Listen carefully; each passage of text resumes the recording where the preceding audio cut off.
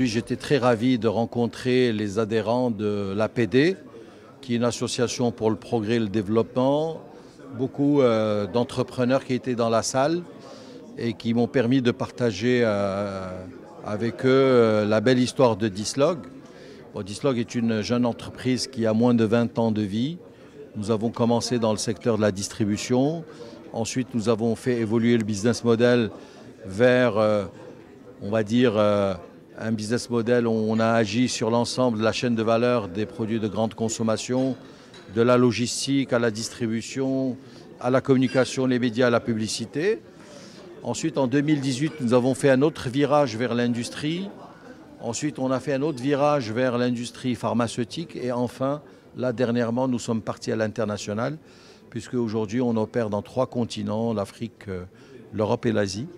Et qui fait qu'aujourd'hui, nous sommes un industriel qui développe des marques propres à nous, des marques de distributeurs partenaires, et qui fait que nous opérons dans 3 business units, l'alimentation, l'hygiène et la santé.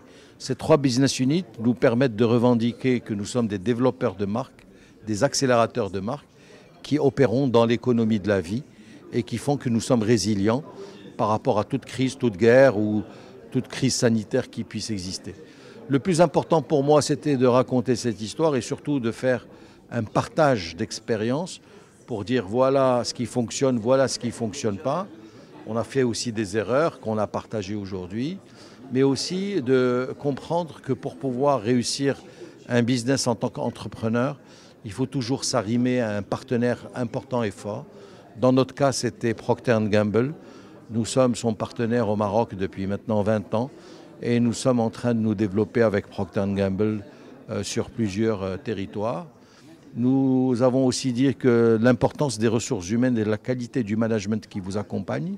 Et enfin, la stratégie financière qui, dans notre cas, était une stratégie d'ouvrir le capital à des fonds d'investissement et qui nous a permis d'institutionnaliser notre gouvernance, notre tour de table et notre conseil d'administration.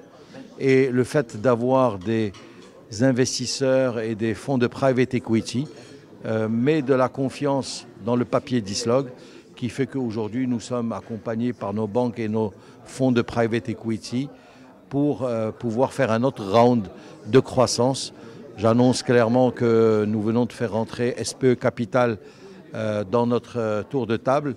Nous avons des nouvelles qui vont arriver bientôt et qui font que d'ici la fin de l'année 2024, nous allons lever un total de plus de 1 milliard de dirhams d'augmentation de capital et de renforcement de nos fonds propres pour nous permettre d'aller dans un nouveau round d'investissement et de croissance, toujours dans les mêmes métiers, alimentaire, hygiène et santé. Sib El Khayat est un ambassadeur du Moroccan Dream et du succès marocain. Il est la preuve aujourd'hui qu'on peut créer une entreprise au Maroc et devenir global.